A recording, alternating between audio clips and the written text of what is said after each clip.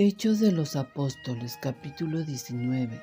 Mientras Apolo estaba en Corinto, Pablo llegó a Efeso, atravesando las regiones altas.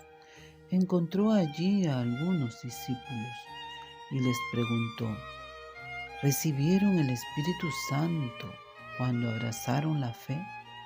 Le contestaron: ni siquiera hemos oído decir que se reciba el Espíritu Santo.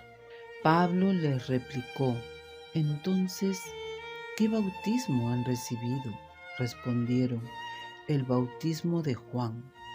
Entonces Pablo les explicó: si bien Juan bautizaba con miras a un cambio de vida, pedía al pueblo que creyeran en aquel que vendría después de él, esto es, en Jesús. Al oír esto, se hicieron bautizar en el nombre del Señor Jesús. Y al imponerles Pablo las manos, el Espíritu Santo bajó sobre ellos y empezaron a hablar lenguas y a profetizar. Eran unos 12 hombres. Pablo entró en la sinagoga y durante 3 meses les habló con convicción sobre el reino de Dios, tratando de persuadirles. Al ver que algunos, en vez de creer, se endurecían más y criticaban públicamente el camino, se separó de ellos. Tomaba aparte a sus discípulos y diariamente les enseñaba en la escuela de un tal Tirano, desde las 11 hasta las 4 de la tarde.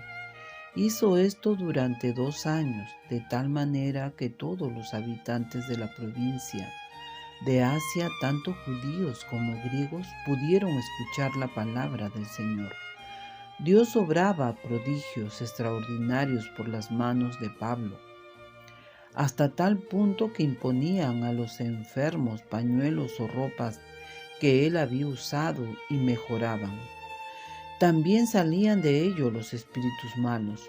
Incluso algunos judíos ambulantes que echaban demonios trataron de invocar el nombre del Señor Jesús sobre los que tenían espíritus malos, diciendo: yo te ordeno en el nombre de ese Jesús a quien Pablo predica. Entre los que hacían esto estaban los hijos de un sacerdote judío llamado Escevas. Un día entraron en una casa y se atrevieron a hacer eso. Pero el espíritu malo les contestó: conozco a Jesús y sé quién es Pablo, pero ustedes, ¿quiénes son? Y el hombre que tenía el espíritu malo se lanzó sobre ellos, los sujetó a ambos y los maltrató de tal manera que huyeron de la casa desnudos y mal heridos.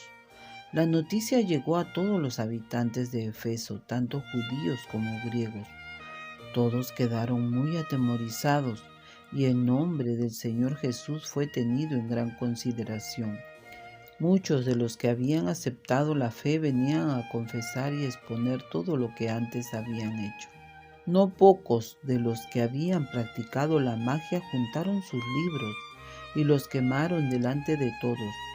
Calculado el precio de esos libros, se estimó en unas 50,000 monedas de plata. De esta forma la palabra de Dios manifestaba su poder, se extendía y se robustecía. Después de todos estos acontecimientos, Pablo tomó su decisión en el Espíritu: ir a Jerusalén pasando por Macedonia y Acaya. Y decía: después de llegar allí tengo que ir también a Roma. Envió a Macedonia a 2 de sus auxiliares, a Timoteo y a Erasto, mientras él se quedaba por algún tiempo más en Asia. Fue en ese tiempo cuando se produjo un gran tumulto en la ciudad a causa del camino. Un platero llamado Demetrio fabricaba figuritas de plata del templo de Artemisa y con esto procuraba buenas ganancias a los artífices. Reunió a estos juntos con otros que vivían de artes parecidas y les dijo: compañeros, ustedes saben que esta industria es la que nos deja las mayores ganancias, pero como ustedes mismos pueden ver y oír, ese Pablo ha cambiado la mente de muchísimas personas. no solo en Efeso, sino en casi toda la provincia de Asia. Según él, los dioses no pueden salir de manos humanas. No son solo nuestros intereses los que salen perjudicados, sino que también el templo de la gran diosa Artemisa corre peligro de ser desprestigiado. Al final se acabará la fama de aquella quien adora toda el Asia y el mundo entero. Este discurso despertó el furor de los oyentes y empezaron a gritar: «Grande es la Artemisa de los Efesios». El tumulto se propagó por toda la ciudad. La gente se precipitó al teatro arrastrando consigo a Gayo y Aristarco, dos macedonios compañeros del viaje de Pablo.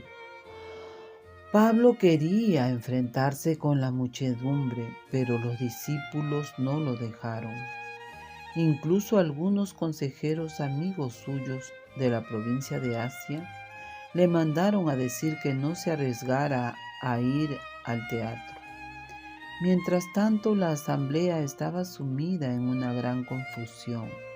Unos gritaban una cosa, otros otra, y la mayor parte no sabían ni por qué estaban allí. En cierto momento, algunos hicieron salir de entre la gente a un tal Alejandro, a quien los judíos empujaban adelante.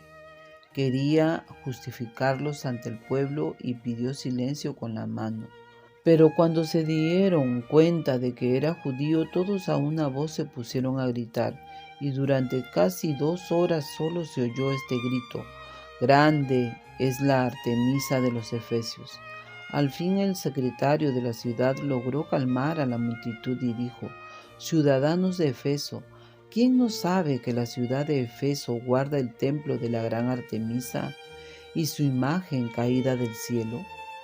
Siendo esto algo tan evidente, conviene que ustedes se calmen y no cometan ninguna locura. Estos hombres que han traído aquí no han profanado el templo, ni han insultado a nuestra diosa. Si Demetrio y sus artífices tienen cargos contra alguno, para eso están las audiencias y los magistrados, que presenten ahí sus acusaciones, y si el asunto es de mayor importancia, que se resuelva en la asamblea legal. ¿Han pensado ustedes que podríamos ser acusados de rebelión por lo ocurrido hoy? No tendríamos excusa alguna para justificar este tumulto». Y dicho esto, disolvió la asamblea. Amén.